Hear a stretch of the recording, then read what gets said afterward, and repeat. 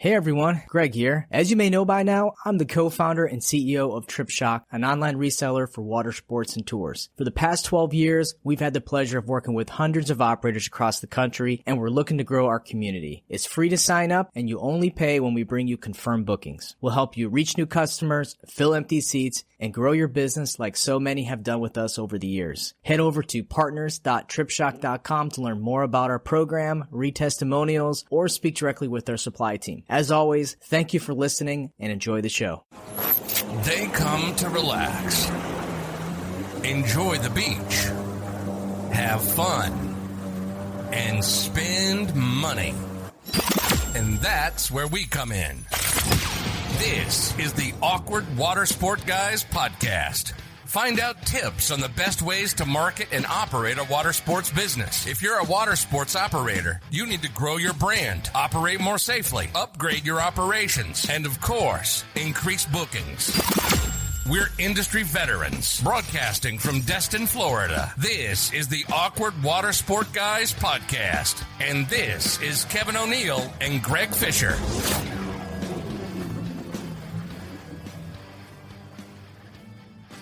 All right, welcome to episode 48 of the Awkward Watersports Guy podcast. Today, we are going to talk about jet skis. I'm trying to word it the right way. Yeah, so have you ever seen the Clumps? Yeah. Or no, Nutty Professor, and the family was the Clumps. Yeah. The like giant, overweight, huge people. Yeah. So jet skis and rolling over due to weight capacity. How do you dance around what we're trying to dance around right now? Like when somebody comes up and they're like over the weight limit for the jet ski, how do you deal with that?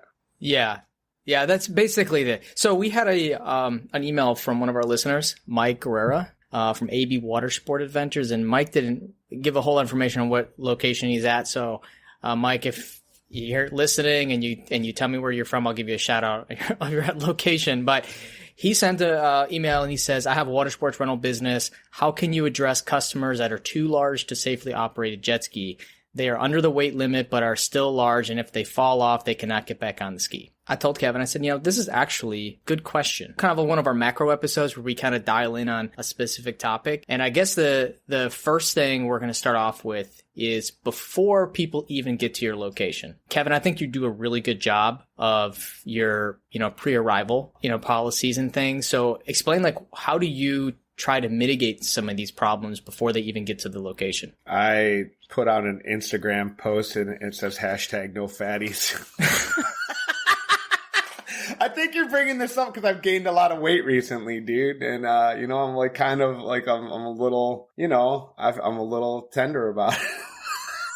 Wait a minute. I mean, every time we've been hanging out, you've been getting Diet Coke. So what's going on? What's changed? I've been eating a ton, dude. I've gained 20 pounds in 30 days, bro. Oh, man. Yeah, that's where it is. No, but I have been getting really fat. I mean, cheeseburgers. So, we put out like a weight limit. Jet skis have weight limit. And then when somebody calls up and we're like, yeah, you can take up to 2 people. The weight limit's up to 400 pounds, but then it gets tippy, meaning it's going to roll over. We use EXs, so ours are like super tippy. If you want to get away from that problem, you just got to get bigger machines. Bigger machines, accommodate bigger people. They have step stools on them. I mean, I don't know what this guy is, where he's at, what's going on, but are they like, if they don't have a guide with them, how does he even know? Are they like floating out in the middle of the water and shit? And like, they don't have cell phones. If they flip the ski, they can't, like, how the hell are they shooting a flare gun up in the air? How does he even know? You know what I mean?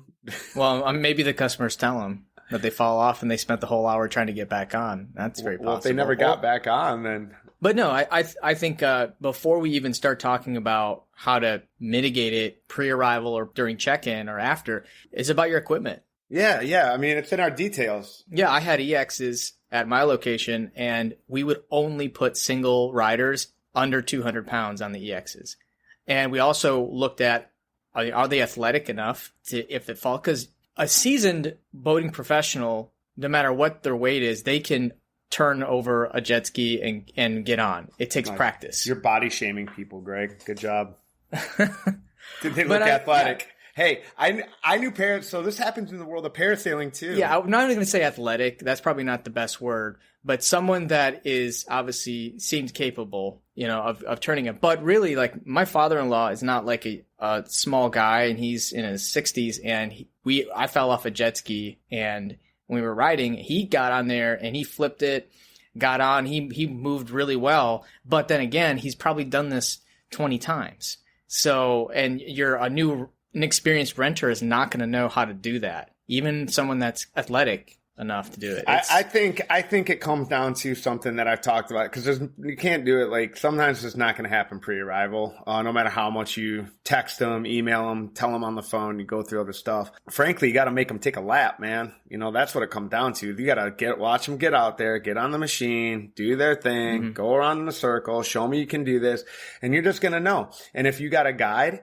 and like if you're not doing line of sight, like, send somebody out there with them, man. Like, I just, at the end of the day, send somebody with them. If you're like, oh, hey, I'm going to fucking give this guy and put him on a jet ski and let him go like 40 minutes away and flip the fucking thing and can't get back on or get it back over, then send somebody with them. Put them in a riding area. Make sure you can keep eyes on them, because the last thing you need is somebody like adrift out in the middle of the fucking ocean that can't get back on a jet ski, because it's not even weight sometimes. It's just like people are the zero fucking upper body strength. And, if it was like not a fat person, like, what would you do if you had like a 75-year-old lady that wanted to ride a jet ski and she couldn't get back on, she flipped it?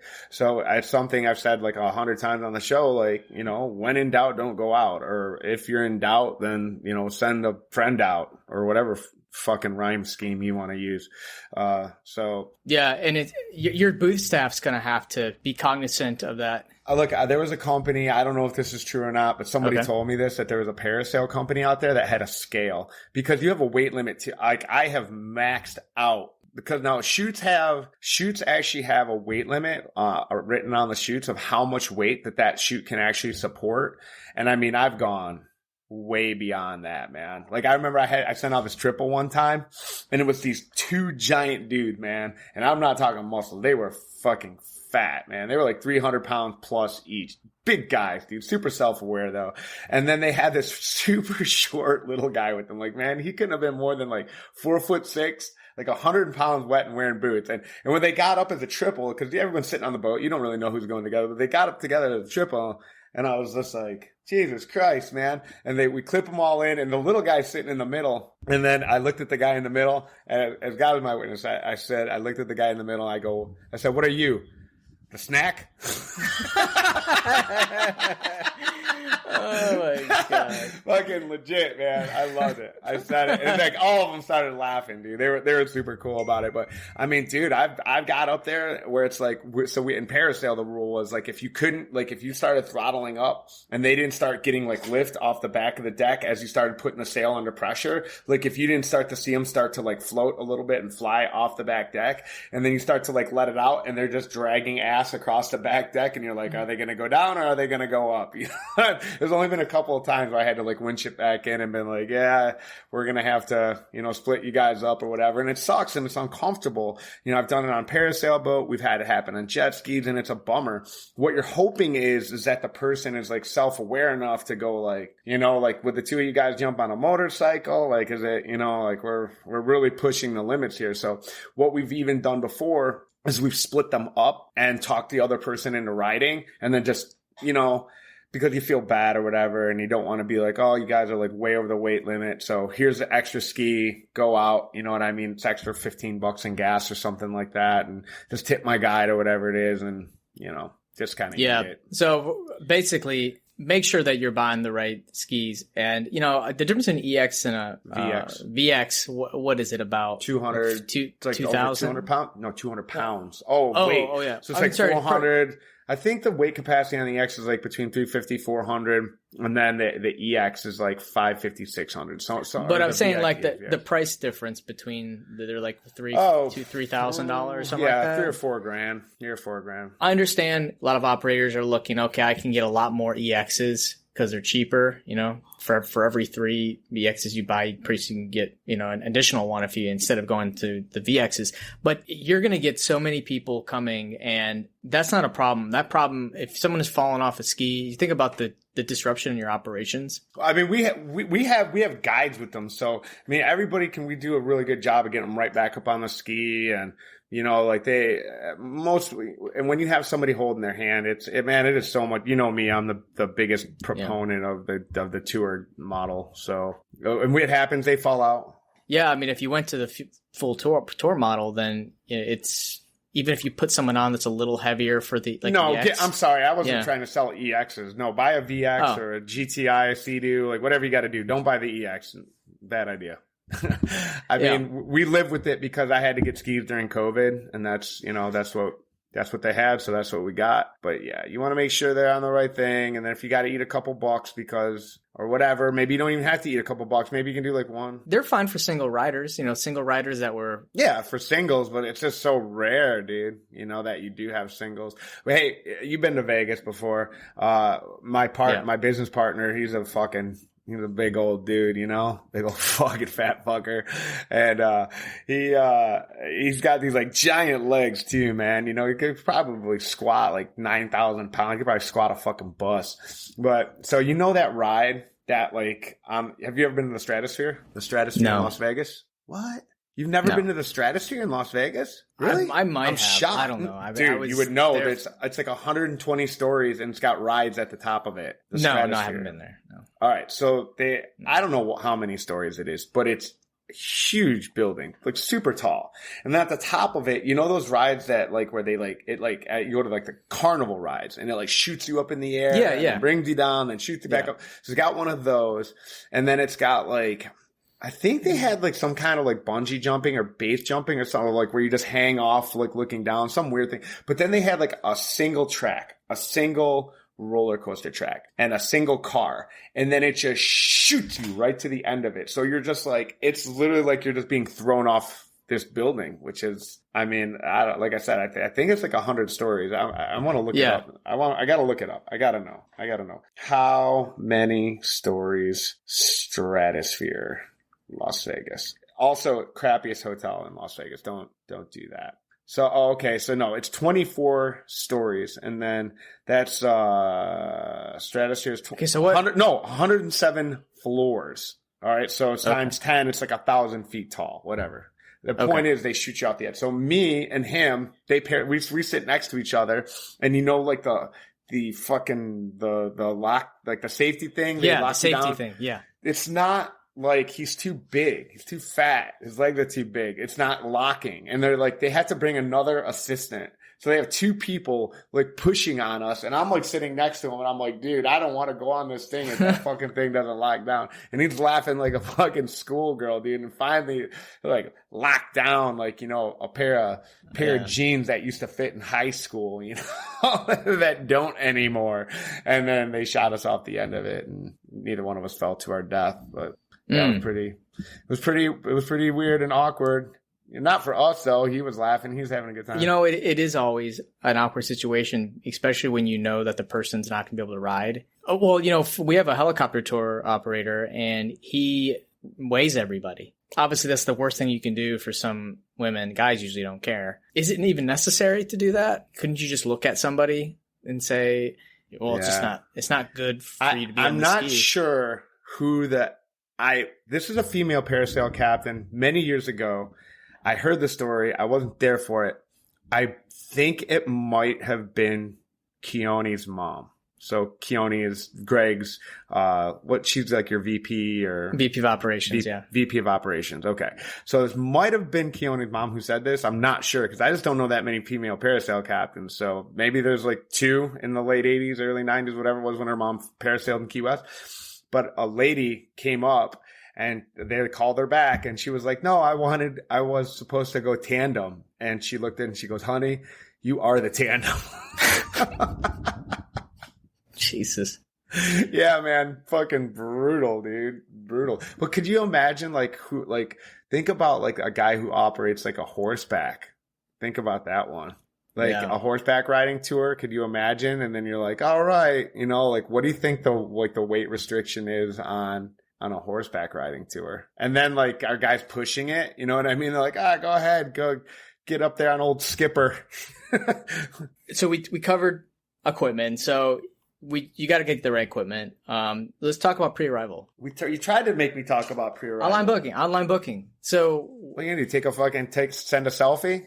are you asking questions like, are you below the weight limit? You don't do that? No. We just let them know. That's be like weird, man. You know what I mean? Well, well, I don't think, we actually have, like I said, that one helicopter company, you have to check a box that you are under 200 pounds per person and 400 total. Yeah, no. We don't do that. I don't know that anybody does it. Maybe we should. I don't know. Maybe Kevin Nobis does something. Maybe Kevin Nobis has got the jet ski, the big people in jet ski thing on lockdown. Ask him. Did you fart? No, I didn't fucking fart. It was my fucking my handle of my seat like script. I don't know. Oh, yeah, I'm fucking farting live. What kind of savage I am, man? I don't put anything past you. Fuck you, man. Like, what is he doing? Is he trying to sneak one in? No, man. It's like you want to see me chest up. I'm just over here jerking off, man. Fucking watching porn in the background and shit. Yeah, I don't know, man. This was just so we're clear, everybody. If you're not a big fan of this episode, this is fucking Greg's idea, all right? Because I don't know. I just fucking tell him to fucking go kick rocks, man. I'm like, get the fuck out of here. Jet ski. No, man, you need like a fucking 4x4 or something. I got nothing for you, buddy. Well, I will say, though, if it is a problem, let's say you're at your location, you have a lot of people that are overweight. Let's say you only run EXs. Mm-hmm. Which I would do it if meaning in my pre-arrival or my online booking, I would ask that question, have them check a box if I only ran EXs. Because that's probably something that do you run into that with your EXs? I don't know. Weight issues? No? I'm not down there. My guys, every once in a blue moon, they're just like, they call me, like every once in a blue moon, they'll call me, they'll be like, Kevin, like we can't do it. And I'll just be like, just throw them another ski or fucking give them a discount or something, or fucking tell them there's nothing we can do. At the end of the day, there's only so much you can do, man. You know what I mean? Yeah. Like, if you get the Guinness Book of World Record twins, you ever see that? They're like riding the motorcycles, the two like big fat guys, like the world's biggest twins. You've never seen that? Like in the Guinness Book of World? Come on, dude, what have you been doing, man? You've never been to like the Guinness Book like wax museum in Key West? Yeah. No, they got them all over. Pictures everywhere. The two fat guy twins, and they're on motorcycles. Yeah. They look like they're on mini bikes. Well, it wasn't them on motorcycles. There's like in Myrtle Beach they got the wax museum. In Hollywood they have those cheap little wax museums. Are you planning on gaining a bunch of weight or something? Are you worried about me and my jet ski career? Or no, I'm just. I think he had Mark had a good question. Mike. I just think you fucking just gotta figure it out. Mark. I don't know. You handle all the. No, I'm just doing this now. I'll make you edit.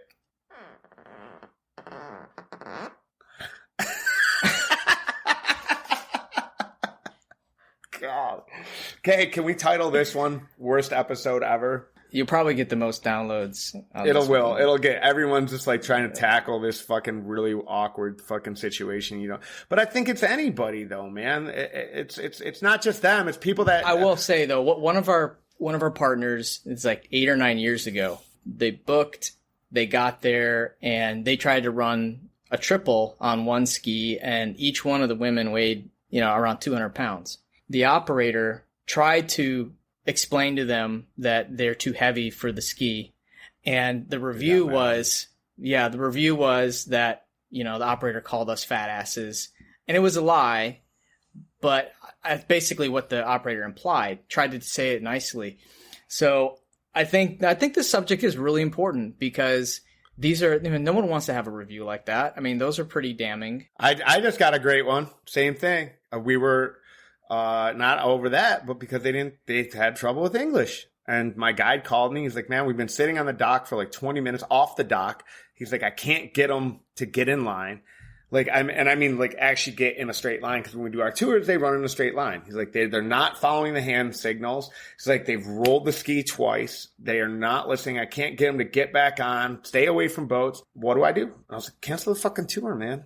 Cancel, like, send them up, give them a refund. There's nothing I can do with that. Like, I'm not putting you out there as a danger to yourself. You got a guide. There's nothing I can do, man. You're not paying attention. You're not listening. If there's a communication barrier, there's nothing we can do about it. And yeah, online and fucking, you know, it's like, no, we speak English perfectly. But it was not like that. The whole review was like, chopped up and like English, very good, mean tour guide, you know, and like, no, we're not being mean. I just can't have you out there as a danger to yourself and others. And it's the same thing.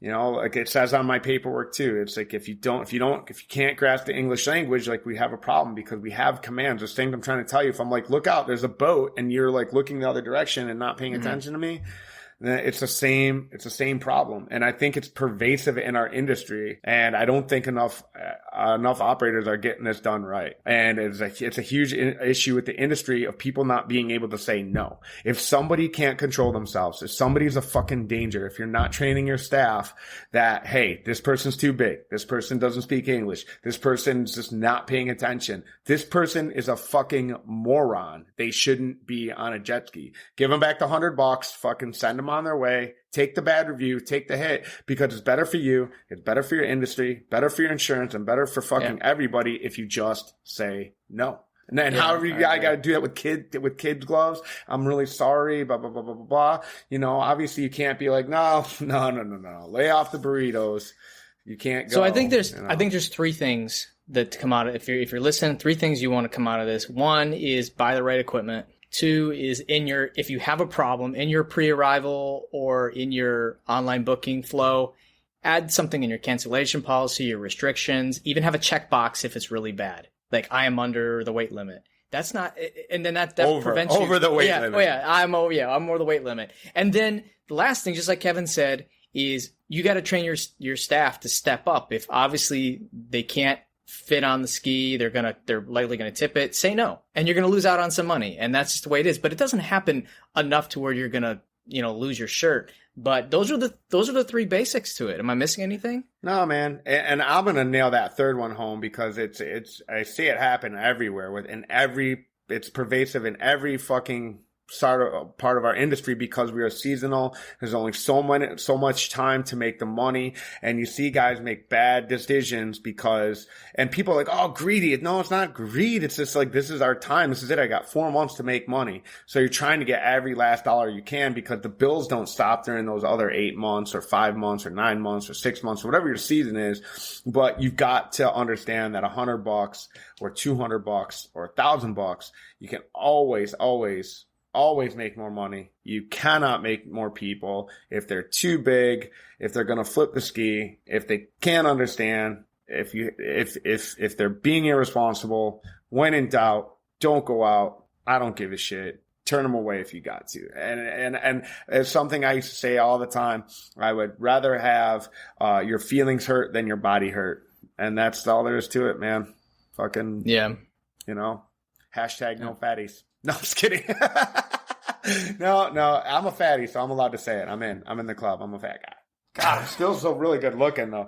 Yeah, we don't have videos. I'm wearing this like white, like buttoned up, like short sleeve, like Hawaiian shirt with just cherries on it, and I got matching shorts. So I'm gonna wear this stuff like every day for the next year. And then it's like all unbuttoned all the way down to my navel. I'm gonna get like a huge like gold chain, I think, too. And if we're gonna meet at Arrival, get ready, because I'm gonna be wearing outfits like this every day. I want to get a romper. I'm gonna get some of those rompers. What do you think of that? No romper. No, this is pretty close to a romper. What I'm wearing right now. It is not pretty a one close. piece, but. Yeah. But it's dope, though. I look great. Very handsome man. Very handsome man with a little bit extra. I got some extra love handles, so I get it. I might get turned away on a jet ski because I'm too fat. So. Oh, well, you know, Kevin, look at the time. We're just about done with it. Hashtag no Kevies. Jesus, fuck. This is what happens when we don't, you know, when we were doing the macro episodes and you just let me roll. Next week, upcoming episode. We never talk about upcoming episodes. Next week, we're going to have Shaw from X Jets I'm really excited about that one. So, and then other than that, what else? We got the Watersports Forum at Arrival coming up. October 18th, yeah, for a little while. October 18th. It's lots of water sports stuff. And look, if you have something to contribute, don't be scared to reach out. You know, there's not a ton of us. So if you got something to contribute, you got a funny story. Yeah, email us because those are good topics that we could use and review our show. Review our show on your favorite podcast app. We need some more reviews. That's right. All right. Well, thanks for listening. And as always, keep it awkward. See you at the buffet. You've been listening to the Awkward Watersport Guys podcast. If you're in the water sport industry, this is the podcast that brings the business perspective to parasailing, jet and ski boat rentals, sailing, snorkeling, and everything else. We hope you've gotten some useful and practical information from this show. Be sure to sign up to our email list at watersportpodcast.com and subscribe in your favorite podcast app. We'll see you next time, and thanks for listening.